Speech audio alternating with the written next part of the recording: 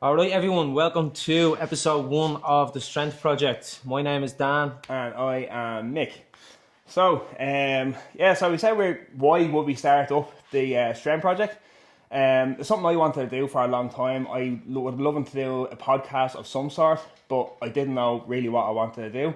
I mentioned it to Dan there a while ago, and we said, fuck, we're going to roll with it and just see how it goes. So basically, what it is about it's fitness and mental health. A lot of the topics we're going to go through as fitness and mental health, everyday life, just all the different stigmas around being in the gym. Some people won't go into the gym for certain reasons, think people are looking at them and stuff like that. Stigmas around fad diets, things that people kind of yo-yo diets, they go on, they go off kind of stuff. And all different types of training and methodologies as well, be it bodybuilding, powerlifting, and then we go into like MMA, CrossFit, all that kind of stuff. So all that is going to be wrapped up all into this one podcast. Right, so we're going to start off anyway. First question is for Mick. So Mick, where are you from? What was school like? What was life like growing up? So I'm originally from the posh part of Clondalkin called Rowanstown. I'm living down in Kildare the last 22 odd years. I went to school initially in Clonburris in Clondalkin. I then went to Moyle Park, and from there then I done my junior cert in Moyle Park, and then I moved down to Kildare. When we got there, school wasn't for me. I never really liked school. I was always big into cars, and my dad was a car builder, so I was always around the motor trade all my life. So from leaving school then, I ended up getting into working as a mechanic. So that's pretty much brought me from school, like in through school. Then obviously when I got into as a mechanic, then other things that on different sports, different hobbies. I played snooker for a lot of my life. My second eldest brother David, he used to bring me down to queues down in Clondalkin. I picked up snooker there from a young age. From there then I played in Ribsa, all the local junior tournaments all around Ireland, and I played down in the All-Ireland Championship representing the CYMS over in Newbridge as well. I went through a variety of sports. I done MMA for years, I done boxing for years. Snooker's always something I've always fallen back on. And then in the kind of later life then, I suppose I got into the kind of gym side of stuff as well. So how did you get into fitness, bro? So for me, fitness, I started off doing like bodybuilding style training, hypertrophy training. I kind of fell off the wagon with that. Then my mum ended up getting sick about 13 years ago. From that then, that led me down like a dark past, I suppose, of drug addiction, and I used to go out every weekend, taking cocaine, drinking all the time. That went on for like 3 or 4 years. That really spiraled out of fucking control altogether. From there then, I kind of got my life back on track. I got in a lot of trouble with the guards and stuff as well.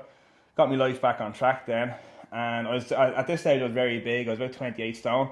Went walking with one of my mates in a local hill here, the Hill of Allen. I had a simple fall and ended up breaking my tibia.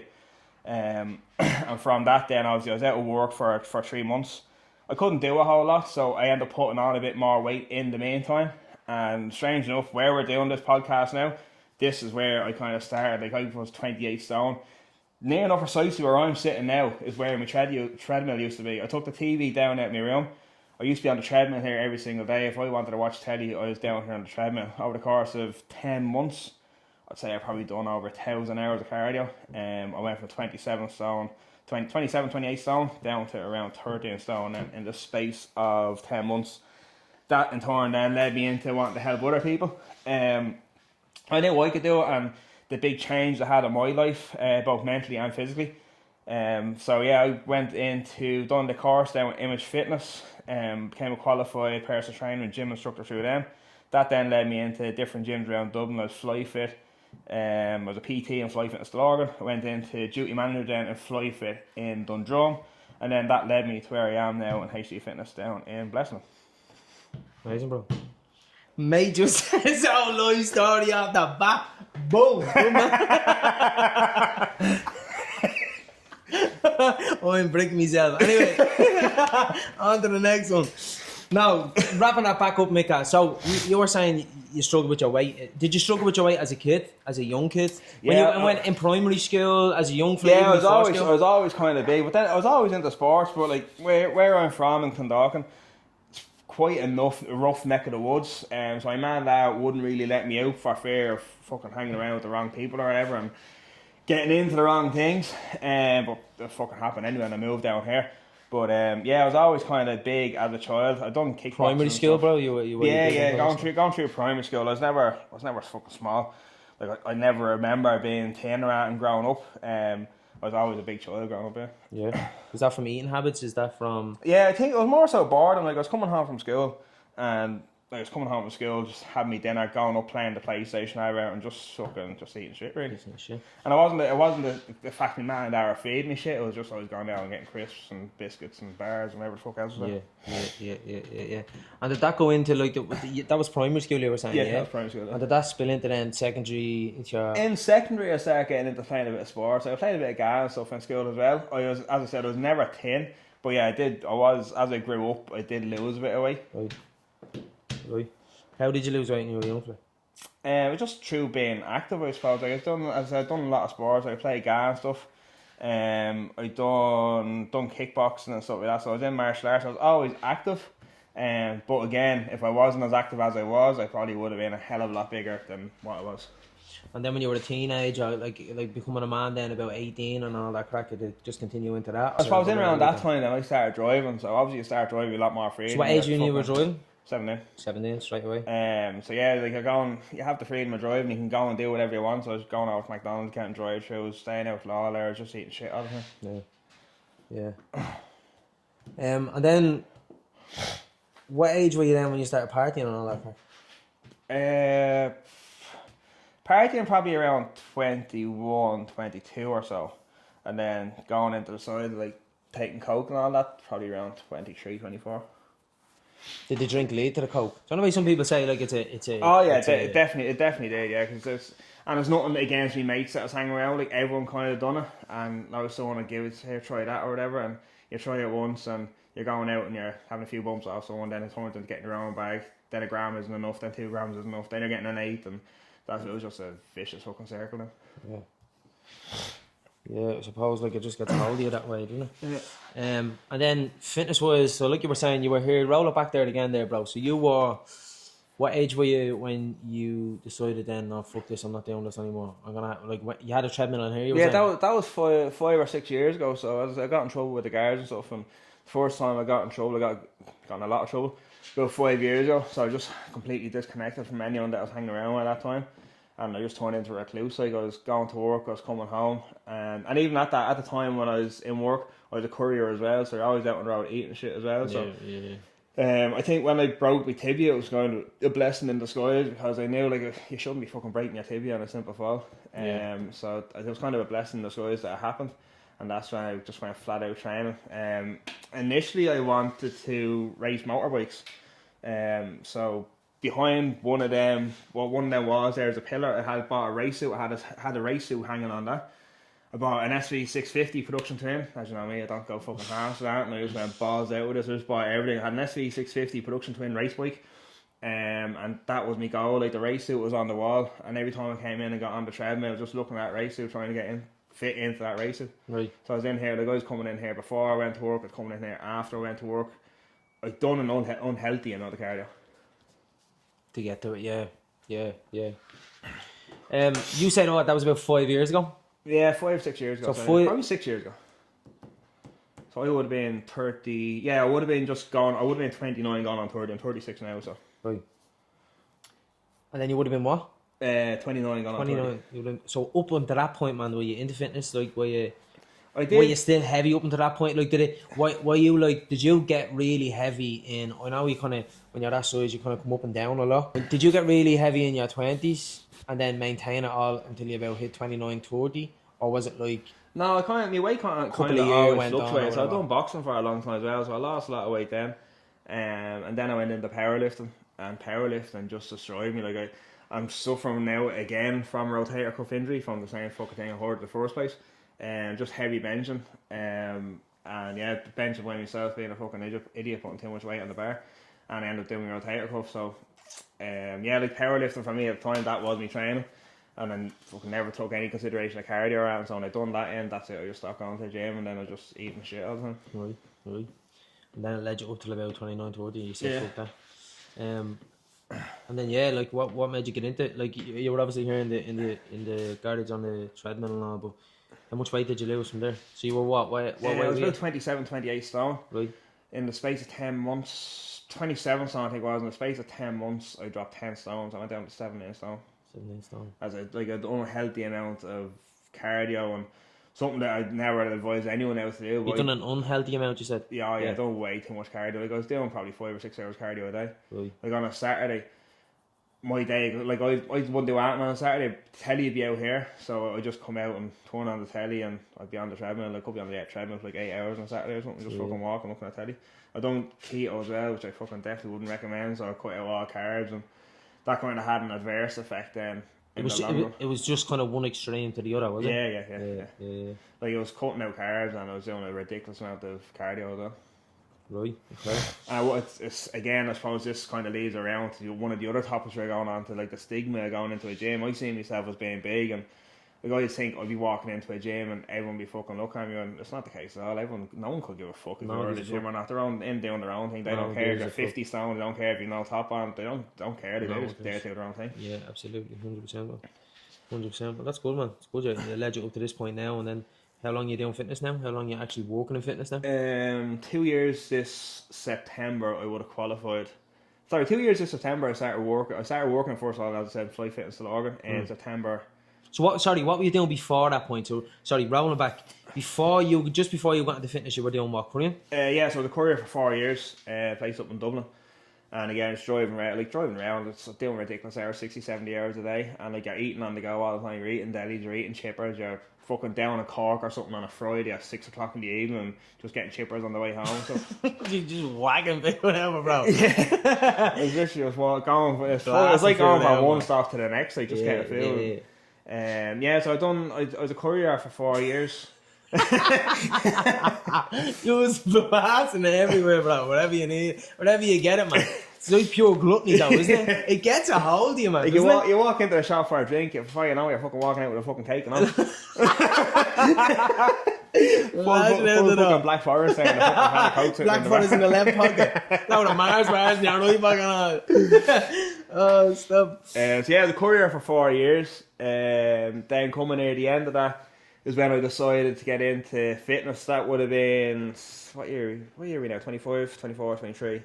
That would have been January 2023 is when I decided I was going to do the course. I was him and on the job. I wasn't happy where I was. I said, fuck it, something I'm out to get myself into decent shape, so I'll give it a go. So I went with the Image Fitness course. I done that for 6 months. And from there then I went to work on FlyFit. So what happened was, so when I went to work with FlyFit, obviously it wasn't a sustainable income, like you can't just live off that. So I was working part-time as a courier. So I was leaving my house like 6 o'clock in the morning, doing my couriering until like 4 or 5 o'clock in the day. From there then straight out to FlyFit to 7 o'clock, from 7 o'clock to 10 o'clock down in FlyFit. So I used to work 12 hours a week on FlyFit on top of doing my own job. And then Simon Creedon, actually the owner of Image Fitness, I had a chat with him about it. I was like, what do I do? Like, do I go all in? Do I just see how I got on? And he was the one that said to me, look, you're either in fitness or you're not. He said, the only way to do it is to go all in. So I kind of dipped my toe in it first to see if it was for me by going part-time with my own job. At least if it didn't work out, I could go back there. And then I ended up getting a duty manager job in Dundrum. That was the start to lead me into fitness then full-time. But it's Dundrum's, like obviously I'm living in Kildare town, Dundrum's a fucking spin. And it was very hard I found to get clients in Dundrum as well, because they have like one membership does all gyms, so it's very hard to have the same people coming into the same gym all the time, so it's quite hard to get a customer base, I find, out there anyway. And I came to a stage I was thinking of actually leaving, and that's how I ended up in HD and fucking being stuck on you. With the fucking legend now, with the legend now, yeah, so here you are now, Mick. Yeah, you are now, last night over. Down Hard Martins on the So same question to you now. Where you're from? Where did you go to school? What was life like growing up and stuff? I'm from Clondalkin in Dublin. Life was mad growing up. Where I'm from was a bit mad. Like we were all a bit mad. We're all a bit feral in a way. Like, you know what I mean? Floating around doing mad shit. Big council estate. I'm from a big council estate.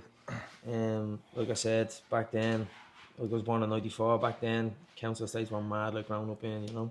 Probably still are now to this day as well, like, but I don't know why. I don't know why that make me think like council estates were mad back in the day. They were better back in the day, I can tell you that. They were better back in the day, but Probably a few more robbed cars back then. Oh, yeah, it was mad. It was madness anyway. So all that stuff, yeah. So I grew up there.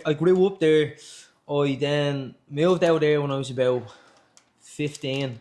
Yeah, life was mad. Life was mad up until that point. It was mad because I was used to being from a council estate. I was used to being with loads of people. You know what I mean?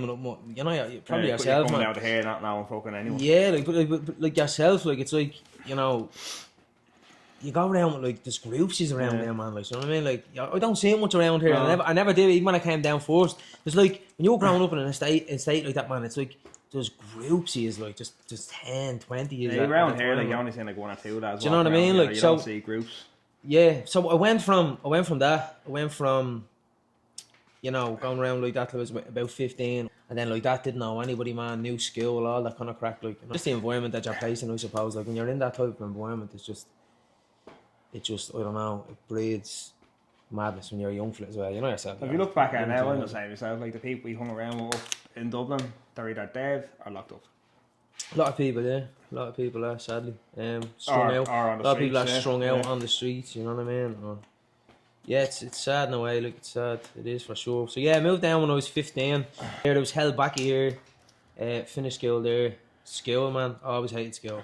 Never liked school. As you know, man, I can't sit down. I barely can sit down here doing this, like, you know what I mean? But yeah, I was just mad in school, just, you know, labelled as the bald kid, and I was, like, don't get me wrong, like, I was at loads of times. A lot of the times I was just mad and skill didn't suit me. I always felt like skill didn't suit me. You know, could have been better, could have been, you know, 100% I could have been behaved better, but I feel like skill wasn't set up for me in a way, like, do you know what I mean? I feel like that in a lot of people in this country as well. I think skill isn't it's just not suited to them, like, do you know what I mean? I think when you tell a young fella, like me, like, for example, I was mad when I was younger, so I was always up moving, jumping around. Still am, like, you know what I mean? Still am. So for me, it was like, to tell me, a young fella like me, that was naturally just active, moving around always, you know what I mean? ADHD, that bitch, man. To tell a young fella like me to sit down in a class, raise my hand when I want to speak, don't move around, don't move from here to there and sit in the one spot. Like, especially in primary school, where you're sitting there all day, kind of, I know you move around and all that crap, but yeah, that was just a nightmare for me. So I rebelled against that. I hated it. I didn't like it. You know what I mean? And all throughout school, even till I left school, I done me leaving and all that crap. But up until I left school, I hated it, man. Did you ever feel like the outsider when you moved down here, like the dub in the middle of a class full of cultures? Yeah, absolutely. Yeah, it's a weird one. You're taken out of a spot. Like I said, you're taken from one extreme to the next. Like, do you know what I mean? Like, and to be fair, like, yeah, like, I was an outlier, but I met a lot of sound people out here. A lot of people were nice to me growing up, and you know, that's life. A lot of people are shitty as well, like, you know. But yeah, I definitely felt like the outsider. I definitely felt it was a nerve-wracking thing as a 14, 15-year-old young man going into an environment like that. Yeah, and you're different, like, you know what I mean. You talk different, and people look at you probably different because you have a certain accent or whatever. Maybe, I don't know, but. Yeah, it was a nerve-wracking experience. But I got on with it, do you know what I mean? I got on with it. I went in, I wrecked that fucking place as well, wrecked everybody's head. Not as bad, but it was probably one of the best things that ever happened to me, maybe, yeah. And after school then, what did you do from that? Or where did that leave you then after school? After school, man. As in, like, work, or did you go to college or anything like that? I went straight from school, to Inchicore College. And I was there for a year, maybe a bit more. Excuse me. Yeah, maybe a year or a bit more than a year. But again, hated it, man. Skills, it was a skill type setup. I know much more. It was different in school, not, you know what I mean. Rules are different, you know. Obviously, you're not wearing uniforms, all that kind of crap. But still didn't like it, man. That's where you got your qualification from. I liked it with things. This is the thing about my brain. I liked it with things that I was very, very interested in. Do you know what I mean? Like, so like, fitness was always something I was interested in. So even as a young fella, I remember I was about. When I moved down, actually, I was about 15, 16. My ma got me a weight set. You know one of them weight sets with the in Argos? Them yokes, man. You know. No, not even that. I have a set of them. They're the cast iron. Yeah. Do you know the ones that were like you clip the bar together and all that jazz, like, and you have the plates, like. But the plates have like the solid sand in them or whatever the fuck is. Yeah, so York or something like that. Yeah, man. And I remember that was out. We were living at the time. We had a shed, big shed, and I went out to that shed. And I had it out in the shed. I used to go out every day, just do the same thing, bro. Same thing every day. Just like a load of bench presses, load of rows, load of fucking. It was deadly, like. So I was about 16. That's when I really fell in love with it, man. And if anyone doesn't know Dan, he still does the same now. He walk around the gym, he grab a barbell, up around just saying clean or smashing there. Random shit. That's what I'm saying. Never change. It never change. But yeah, so from there I got into it then when I was young. But yeah, sorry, going back when finishing off school was School, I think, was a slog for me, bro. School, I think, was a slog for me. You know, like I said, like I was never into it. I was never into sitting down. It was only like certain things I'd be into construction when I done construction. Like I done really well at construction me leaving. So I done well in the things that I had an interest in. But when you set me down, told me to shut up, I wasn't interested in it. That was it. Just switched off. Like I wasn't listening at all. Like, do you know what I mean? I wasn't even allowed in. I don't think I was even allowed in my Irish class, bro, for the last 6 months of the whole year. Like, do you know what I mean? It was that bad. And I went around to the other class and said to the other teacher, "Can I come in here?" I didn't even get to say it, bro. I opened the door. She goes, "No," and that was it. She did not let me in. Like, do you know what I mean? Don't blame her. But from Inchicore, then you went into social care, or did you go into fitness straight after Inchicore, or did you do social care and then go into fitness? No, so I done health and fitness in Inchicore. Yeah. From there, then what I done in Inchicore, like I said, I done that for about a year. That was a 2-year course, man. I done it for a year probably. I think I went back for the second year, probably last few weeks, few months. So fuck this, pack it in, leave it. It was mad because I was getting, you know, the Susie grant. Yeah. I was getting that Susie grant, right? And me stars fucking aligned, bro, right? I was getting the Susie grant and I said to myself, fuck this, I can't go in here, I don't like this. Can't do it. Like, we were doing stuff like employment law, bro. I just wanted to get in, know how to coach people, know how to lift weights, know how to, you know, practical stuff. Like, I know obviously the theory is very important, and I did have a good, you know, I like the anatomy, physiology, I like the biomechanics, I like all that kind of stuff, like, even more so now. But back then I just wanted to get coaching and get in there and moving and, you know, that way myself. So what I done then was I left that, said fuck this, the Susie grant, like, yeah, that's what I was saying, the Susie grant. I was still getting the Susie grant.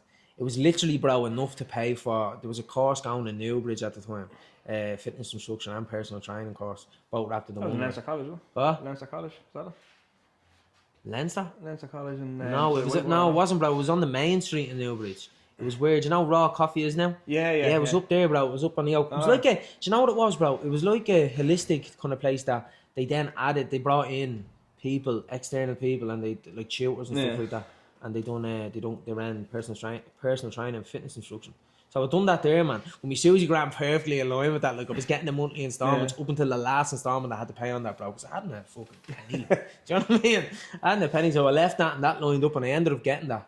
And then, man, it took me a while to get a job then. So I got qualified in the fitness. Then I went and I was putting out CVs everywhere, and I ended up getting a job in the Osprey in Nice, man.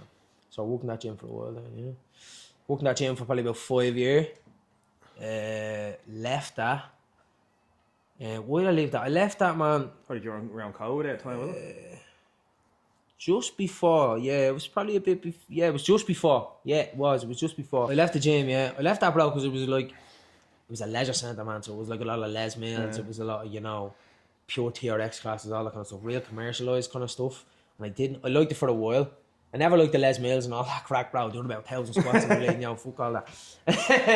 But there were certain things I didn't like about it, and then I just got sick of it. You're like a glorified cleaner, you know yourself. When you start off, man, when I started off in fitness, like, you were just like, you clean fucking hot tubs, you clean fucking saunas, you know. It's like going out as a mechanic when I was a start. You're fucking sweeping floors, you're doing all the shit. I call it? Sweep the sheds, man. You have to sweep the sheds. You have to put in that graft, like, when you're doing something like that, I think. Do you know what I mean? I think that's not a thing now. Yeah. I think you just walk straight into a job now. It's a much, it's even, like, I'm even talking about that. That's probably about fucking 8 years ago, bro. Fitness is even bigger now, like, do you know what I mean? Everyone's kind of getting into fitness.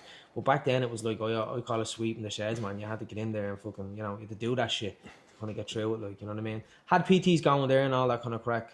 But I left that, and then I went to social care, yeah. So a fellow I was training with at the time, he was working in a homeless family hub. So I went and I started working with him. He offered me a job there. I started doing nights, man. And then I was in that job probably a total for about four year maybe, probably about 4 year. Started doing nights, done that for 2 years. That destroyed me mental health altogether, man. That made me a different person. I think like I swear to God, 2 years of nights, man, changed me. Do you know what I mean? Like definitely just. And do you think it was the nights or going through, seeing what everyone else was going through, like doing social care, like you're seeing all the shit that they're going through? Do you think that had a diverse effect on their mental health, or just doing the shift work, or a combination of both? Good question. No, I don't think so, man. No, I don't think so. To be honest with you, I think probably I always suffered with my mental health even as a young fella, like, do you know what I mean? As a young kid, like when I think back to things, I go, oh yeah. I connect the dots then. I didn't up until recently, like the past. You know, like years. say if you're an alcoholic, you go into a pub, you can't be around that kind of thing. To find the same with mental health. If you suffer from mental health, you're going in around people that have mental health issues. It's going to bring it out a bit deeper, innit? Maybe so, but I was blocked off to all that, bro. Yeah. I never thought about mental health. Like. I've only thought about mental health over the past couple of years. Yeah. Only the past couple of years I've actually sat down and thought about my own mental health and all that stuff. And it's mad because as a young fella, I was in now counselling, I was in now doing all that kind of stuff, like, but only really kind of sitting and thinking about it and all that crack. And it's only when, like I said, you connect the dots, like, you know. But maybe the nights, I think maybe, not even maybe, I think the nights pushed me over the edge on that point. Do you know what I mean? And I was at a point, man, I thought I was going to take a nervous breakdown. Like, do you know what I mean? I got banned off the bleeding roads from driving, so I was like getting on a train. I was cycling from Euston Station up to yeah, it was mad, man. It was mad. And then things happen. It's kind of like one bad thing happens, another bad thing happens. Like, am I going to get a fuck on break? It's just yeah, like you just one feel thing like you're after being another. punched around. Yeah, you just do, don't you? You feel like you're just being punched around all the time, but and I definitely felt that at that point, man. I remember, Mick, I'd wake up some days, bro. Even when my mental health got that bad, bro, I'd wake up some days and I'd be like, what am I even fucking doing? Yeah. Why am I here? Like, what's the point in all this? You know what I mean? Like, just get on my bike and fucking float. Float the whole crack on, do you know what I mean? And from that then, where did you go back into, or what led you back into the fitness industry, and where did you go when you went back into the fitness industry? So what led me back in? So like I said, I worked in that job. Was there for about 4 years, 4.5 years maybe, or something like that. Done nights for 2 years, got on days. My training fell off. When I went from there, I was still kind of training, but like I do 5 days 1 week, 2 days the week after, fucking 4 days the week after that, then another 3 days, then wouldn't work out for a couple of weeks. You know what I mean? It was so inconsistent, it was unbelievable. So that all fell off, man. I gained a shitload of weight. I was working nights, man. I was depressed down my head. I was sitting in a bleeding dark office sometimes, dealing with mad shit going on in the job, but just sitting in the dark office a lot of the time, ordering bleeding Dominoes and food and all that kind of crap. Like, not obviously. When you're working mad hours, very hard to stay on top of food and train. You're just trying to get by and get your 100%. That's what I said. I kind of had a structure with the fitness and all that kind of crack. I'd say it was like, you know, growing as a man as well, but like it was much more like the nights just kind of pushed me there. Do you know what I mean? Like they wrecked me mental health to the point where it was like I hit the bottom of it. Like, do you know what I mean? Don't even know. Yeah, probably hit the bottom of it. Yeah. And was that your reason for leaving the job? Your mental health was the reason for leaving the job, or did you feel like your mental health was at a point that something's fucking gonna break here? I think your mental health was in the bin anyway, bro, and I was just dealing with it for a long time. That's what I'm kind of saying. Like, do you know what I mean? Like, I think I can't even make pure sense of it now. 100%. I'm sure you feel the same. Was that the reason? Was your mental health being in the bin the reason behind leaving that job? Did you feel if your mental health was grand, you'd still be in that job, or did you always want to go back to fitness? No, I wanted to go back to fitness, yeah, for sure, man. I always missed it, like, do you know what I mean? I always missed it, in a sense. There was always a part of me that wasn't fulfilled because of it, like, do you know what I mean? So, chatting to one of the lads that used to work in the hospital, Adam, and he put me on to the lads that we're with now, so, yeah. It's kind of the same thing. You're coaching, you're helping people. You're in, like, with social care, you're helping people as well. So you kind of yeah, see, that's what I got into first, man. Yeah, I always say that. Yeah, I always said that. That's why I got into it first. I always got into fitness to help people. Yeah, because I wasn't a thin kid growing up either. Like, do you know what I mean? Like, I always had a bit of weight on me. I always kind of, you know, I do remember, like you said, you probably don't remember being a thin kid. I remember times I was a thin kid. And then it was just my relationship with Phil was just shocking. Like, I was just bingy. Probably because of the mental health as well, man, at that time. Do you know what I mean? Coping mechanisms that I didn't even know what the fuck was going on. I was just eating, you know? So there was a lot of that, like, but yeah. So how we met Micah? How did we meet Micah, boy? So yeah, just, we were talking about that there a second ago, I suppose, like, during our introductions, how we kind of met. So, when I went to the job that we're working in now, I'm there probably about 2-3 years. Probably about 3 years, going on 3 years now. You were there probably about a year and a half. Year and a half. Yeah, so we met there. You came in about a year and a half ago. Yeah. You met that legend. You Yeah, it's down there. We met a year and a half ago in HD. I think before we started off, myself and myself and Yeah, Dan like were what doing are your shifts like? together. Tell me this, yeah, because this is interesting. Because you never get this with people. What are your like early fucking memories of me, other than I was sound as fucking mad punk? Yeah, like even though, oh yeah, at the time, like when you were introduced me as like the was it head coach or something Yeah, like do you that. remember? Yeah, but like it wasn't as if like oh you do what I say kind of thing. If you get me, it was just like just one of the lads. Do you remember that? Yeah. Yeah, and also I remember you being introduced to me as the head coach, but yeah, it's fucking there's no airs and grace, just ended up fucking getting on. And I think the more we got to know each other, we were very fucking similar. Yeah, very similar, man. We kind of tie that together now in a way, like. A lot through like the fitness, the whole mental health side. I think we only got to know each other that side, but like probably the last 6 or 7 months or so. How deep everything went. Yeah, I suppose this is happening as well. Like, you know what I mean? That's why. I suppose like that's actually why that's funny, like because like I remember meeting you. I remember you coming in and everything else, and I remember you still do make like you have a passion for it. Like, do you know what I mean? Like I remember that off. You can always tell the boys that have a passion for it. Like you know, it's something I never see as being work, and I always say that to people. Like some days I'm up there doing fucking 16 hours a day. But I don't see it as like when I was a courier, I was getting into the van, like the fucking thoughts going up here to work. Yeah. But I go in, I don't see it as being a job. Like we do our 8 hours, whatever it is, on shift. I don't see that as being work as such because I'm in an environment that I love being in. And then when I'm coaching people, like a lot of the people I coach now, I became good friends with them. And you know yourself, like a lot of them tell you a lot of things they probably wouldn't even tell their partners. Yeah, there's a fellow I was chatting to recently enough. He's an online coach and he's trying to help me with a couple of things. Shout out Stephen, you're a legend. Stephen, what did Stephen say to me, man? Oh, I'm not gonna remember it. He said to me, we start. It was something along the lines of, I'm paraphrasing him, right? But it's something along the lines of, we start coaching people to help them with their fitness, and then soon it turns into like counselling sessions and stuff like that. Yeah. Something along them lines. I can't remember exactly what he said to me, but he said it a better way to me. And I said, making sure of it. As well, like not too long ago, I was telling you, my got diagnosed with cancer again there a year ago or so. And like I got that phone call, and then Endo walked in, and I had to be a completely different person when he walked in. It was only someone there at the time. I said to him, I was like, "How the fuck can you do that?" But what's going on in your life? You can't fucking put other people down and put it down on their life. No, you have to switch it up, man. Do you know what I mean? Especially like I always say, like when you're coaching, man, when you're doing what we do, like what you're doing, Mick, is you're giving energy to people. Yeah. Do you know what I mean? Like it's not just a thing we are doing and then it's cool. See you later. Like you're actually giving that energy to someone. You know what I mean? So you can't come in, you know. Obviously, from a business standpoint, obviously you can't come in because you need to be professional in that way. But you can't come in with any sort of shit that you're carrying. You're trying to help people with their shit, you know, which is a hard thing to do. But you have to leave it at the door. You know what I mean? But like we give what I'm trying to say is we give our energy to people all the time, man. I don't know about you, but I feel like when I do a long day's work, like I'm zapped, man. Like mentally, what I'm trying to say is mentally, even if I get a good sleep and everything else, I come home, I'm just not even there, like. Do you know what I mean? Social, like I go home. For me, my social battery's gone. I go home, I don't even talk to man. I go up to my room. I just, what's wrong with you? I said, I'm just after having a fucking day of it all day. I just want to relax. Yeah. Like you're going into work, you're talking and if you're doing PT, you're talking for a good 12 hours a day, non-fucking stop from start to finish. 100%. When you come home, you just want to zone out and just chill out and go to sleep. Yeah, I suppose. How do you balance that, Mick? How do you balance like looking after yourself and then looking after other people as well? Because I always find with fitness, it's like having this conversation with one of the boys the other day, and I was saying, he was kind of saying to me like, it's easier.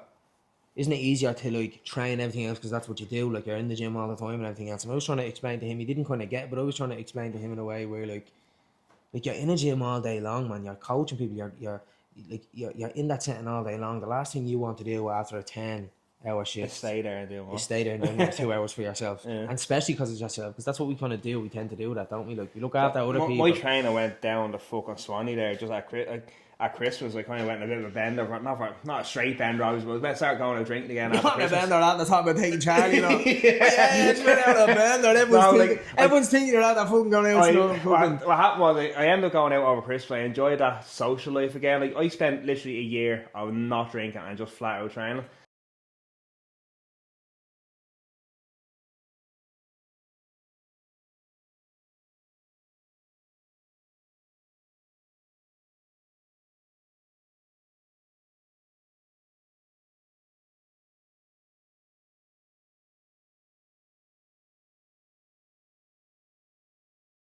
Now hold on, Mika.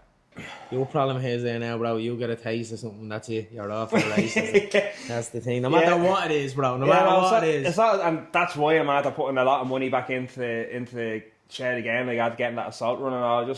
I want to get back in training. I love competing, and that's the main thing. Like, I love doing competitions. As anyone that knows me is gonna say this, fucking knows I love doing competitions. So that's why I want to get back in, just competing and stuff. The little comp fella. The little competition corner, Mick. Collecting what you call it, commissions and all. But yeah, so I had a lot of PTs and my training was going downhill. I ended up, I think at one stage I probably had about 15, 16, 17 PTs. That's now down to like 5.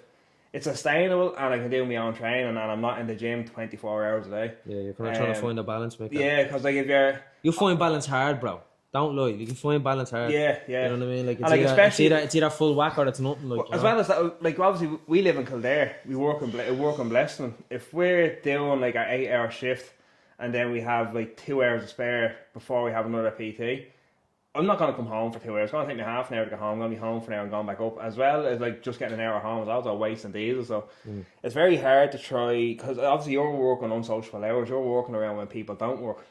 So like, and so there's some people that finish work at 3, some people that finish work at 5. So it could be a case I could have 3 PTs in a day, but them 3 PTs are going to take about 6 hours because they're an hour in between each other.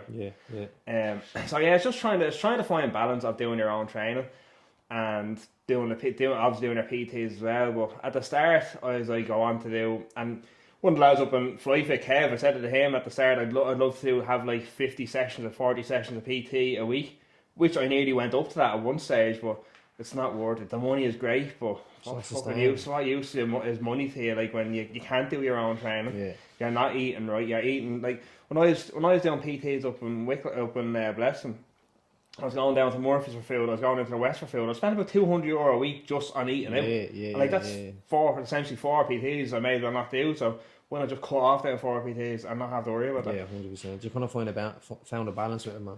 See, so when you get into a force, it's a little bit different, man. Like I kind of was saying that. Look, when I went into that job force from social care, when I went into that, like I went full whack, bro. Like, you know what I mean? I'm the same with you, like, you know. Like I wouldn't. Anyone asked me, do I have any PTs? I was, yeah.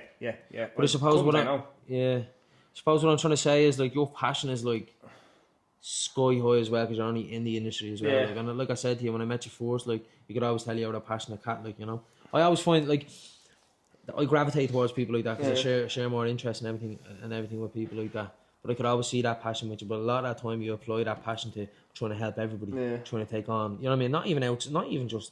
Come here, we're not bleeding Gandhi, are we? Like, you know what I mean? Not even outside of that, you're like, I'm taking on all these PTs, I'm helping people, but I'm earning all this money as well. You know the other thing is, like, and you get burnt out from it. You hear people's stories as well behind why they want to do it. Then I'm a real fucking soft one as well. If someone tells me the story that they're doing it because they've lost a parent and they need to get back into it and stuff like that, I always take that on. I was like, right, I'll take it on then. Yeah. I need to start saying no, but just anyone that I feel like I can help, I will. Like, I won't just take the person on for the sake of taking them on. If there's reason behind it, if they have a reason why they want to do it, then I probably will make an exception. But that's what I'm saying, you can only see that now. You didn't see that a year ago, did you? No, I took anyone that asked me was do I have PT, so it was Very good saying, man. Like if you're a friend to everybody, you're an enemy to yourself. Yeah. Man. So like you saying I'm out here and all that kind of stuff, like you were saying, you being a softie and everything else, like you feeling that way and being soft with people, like feeling for people that are in a certain, you know, but that goes at the cost of neglecting yourself. Yeah. Do you know what I mean? Like, so you're gonna have to be a friend to yourself in that way. That sounds real cliche. Real cliche, doesn't it? But if you're a friend to everybody, you're an enemy to yourself. It's very true. Like. Why did we start Strand Project? As at the start, as I kind of touched on this, I always wanted to do a podcast. I didn't know what I wanted to do it on, and I didn't just want it to be another fucking podcast. I wanted to have like, and obviously with the Strength Project as well, it gives us something that both of us can relate to.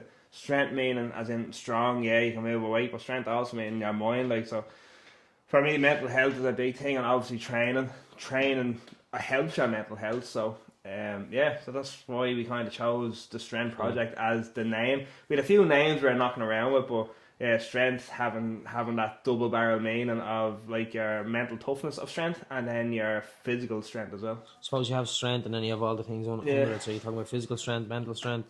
spiritual strength, whatever it may be, like, do you know what I mean? So it's kind of like that blanket statement, isn't it? That's what we're kind of looking at. So, what do you think strength means beyond lifting weights? So, like you just said, like it's not just about the amount of weight that you lift. Yeah, strength can be a lot of things. Like strength can be mental toughness. For me, at a time when I went through all that shit, I owed a lot of people money. I thought about killing myself, and the strength for me there was not fucking doing. Like if I do that, I'm leaving everyone behind me, parents, all I left behind.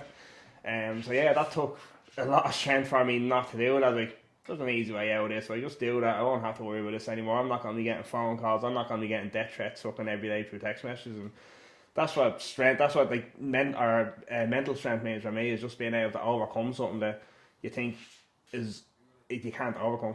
Yeah, very true. So it's much deeper than I'd feel the same way, man. I feel the same way. It's much deeper than just having a strong body, like being physically able to do this amount of push-ups or pull-ups or whatever it may be. Like it's much deeper than that for me. It's the same for you as well. Like, you know? And on the adverse side of that as well, like if someone sees you're going through something, say, "Oh, you're very strong" and all that, but again, it can have the opposite there because people don't know what you're going through. Like, you might look strong in front of me mentally, I might look strong in front of you mentally. I could go in there now and fucking cry myself to sleep, you know what I mean? So strength can also be something that is portrayed in front of someone where you may not actually have that mental toughness behind closed doors.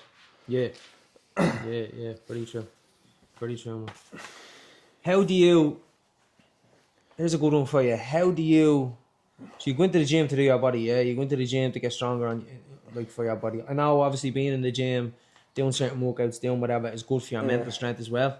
What's the one particular thing that you would tell people to do for their mental strength? Because we all know what to do about with the physical strength. We all know we need to go gym, lift weights, you know what I mean?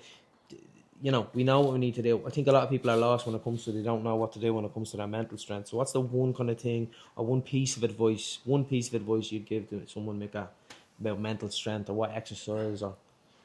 I don't know if it's a piece of advice as such, but like no matter, like, and especially I think that it's a big stigma with males as well, not talking about shit that they're going through.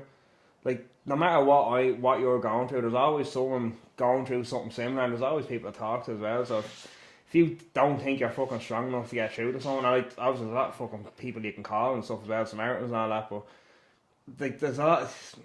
I don't know, like you need to talk to someone about it. If you're going through something that you think there's fucking no other way out, you don't think you're strong enough, then there's people to talk to.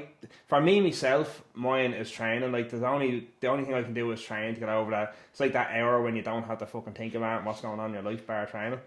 Aside of that, that's all it'll be for me, is the training side of it. No one is going through what you're going through. Yeah. What I find is mentally tough, what you find is mentally tough, could be fucking worlds apart. Absolutely. Well, I always say this, brother.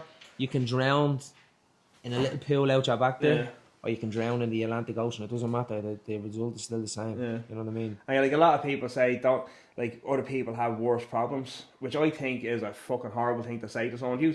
Someone's going through something and you say to them, there's other people going through worse. For you, I think that's someone putting you fucking down, in my opinion. Yeah. For you, what you're going through is the fucking worst thing that you could be physically going through. Yeah.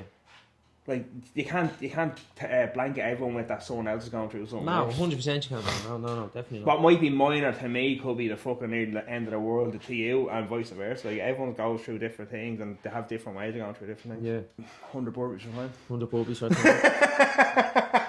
100 burpees for time. 7 smacks with a hammer over the top of your head. 2 reps off the old balcony. Stop. Bit of an inside joke there. No, for me it's just training.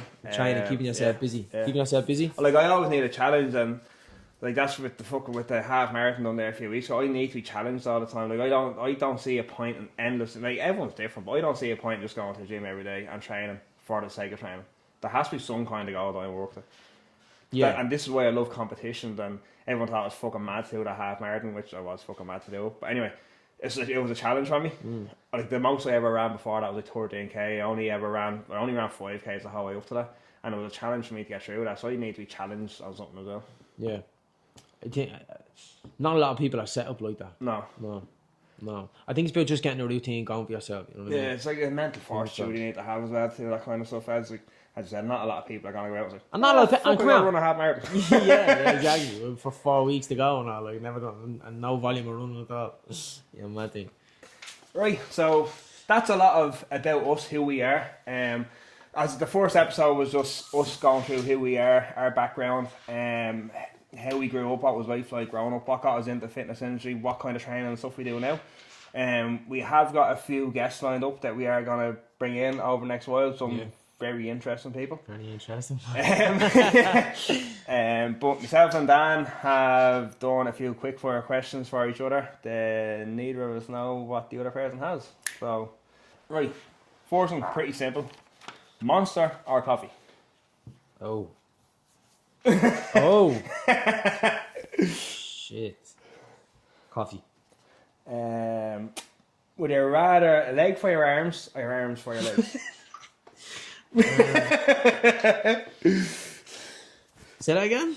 You have your legs for your arms or your arms for your legs? Legs for your arms or arms for your legs? Holy shit. Ah, fuck. Arms for your legs, bro. Yeah? Yeah. Arms for your legs? Yeah. Yeah. So you walk, What do you mean walk? fucking doing handstands all over the If we place. walk around, we'd be grand, bro. We'd be alright. 150 kilo snatch or being able to run a sub 2.5 hour marathon? 150 kilo snatch. Oh, see, you can take your run and fuck off. I don't care. 150 kilo snatch. Give me that. Fish or meat? Me, all day. Don't like fish. Go a day Tuna's hard. Tuna's alright, but don't like fish. Meat all the way, yeah? Go a day with a stone in your shoe or walk around Dublin with no shoes on. Stone in me shoe, bro. What's going around town? What's going around? We just stop. Right, that's them. Where with that? Sorry? Yeah. William, Mick, you're on for it now, bro. You're on for it now. Alright, so question number 1.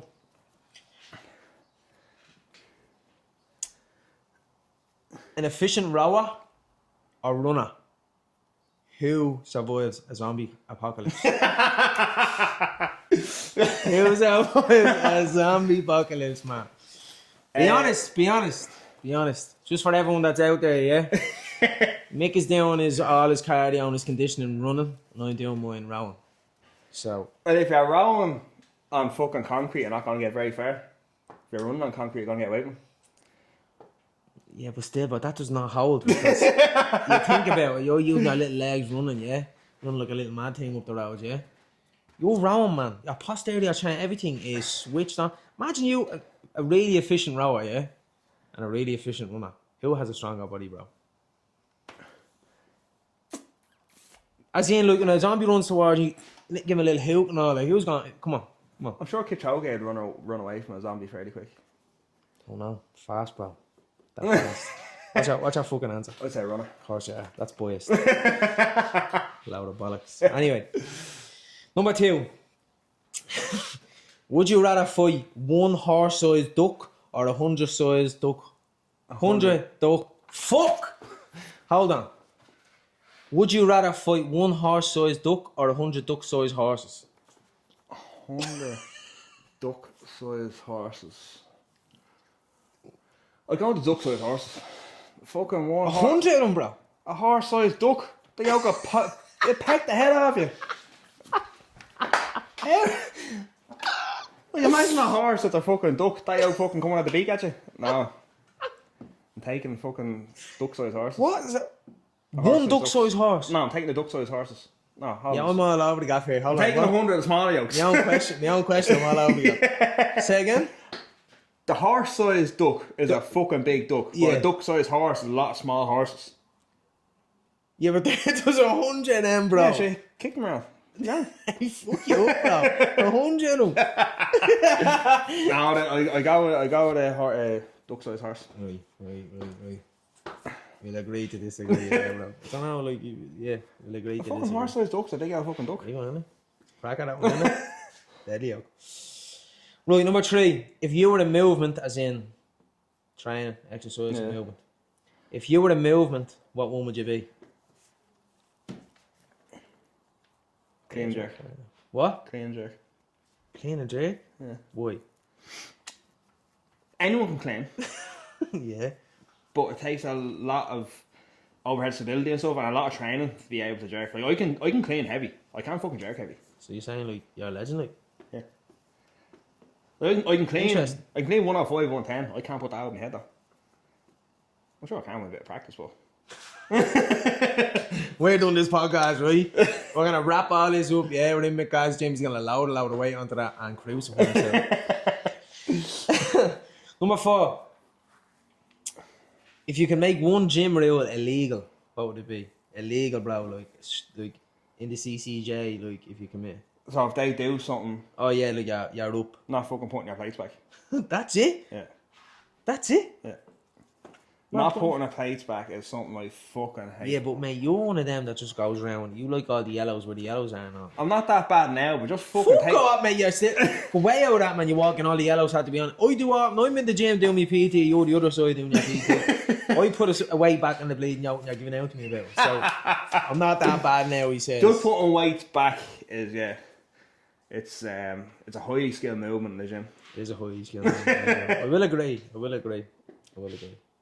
Simple but quite effective. Or possibly not using machines, right? That's Quite what they're effective, doing. that. Doing an out fucking half rep lat pull down. Yeah, smacking a bleeding back of a bench with a bat with a small barbell. Right, number 5, last one. What's one piece of advice you would have loved to give your younger self? Just go after something that you want. So if you want to do something, or be that like if you're in a sport, if you're in school, if it's a job you want to go for, go after it. The fucking worst thing that happens is you don't get it or it doesn't work. But never live your life with regrets. If it's something you want to do, don't never think about like then what if I had to do this, what if I had to do that. Just fucking try it. If it doesn't work, it doesn't work. Lovely. That's it. Yeah. Right, everybody, thank you so much. Episode 1 done and dusted. Like we were saying, we're kind of just breaking the ice. I'm sitting here like a bag of nip bleeding there tomorrow right now that the camera's going on. But like I said, this is episode 1. We're kind of just introducing ourselves, trying to find the structure to it and everything else. But we do have guests and all lined up in the future, so stay tuned. Thank you all very much. Is that it? Peace.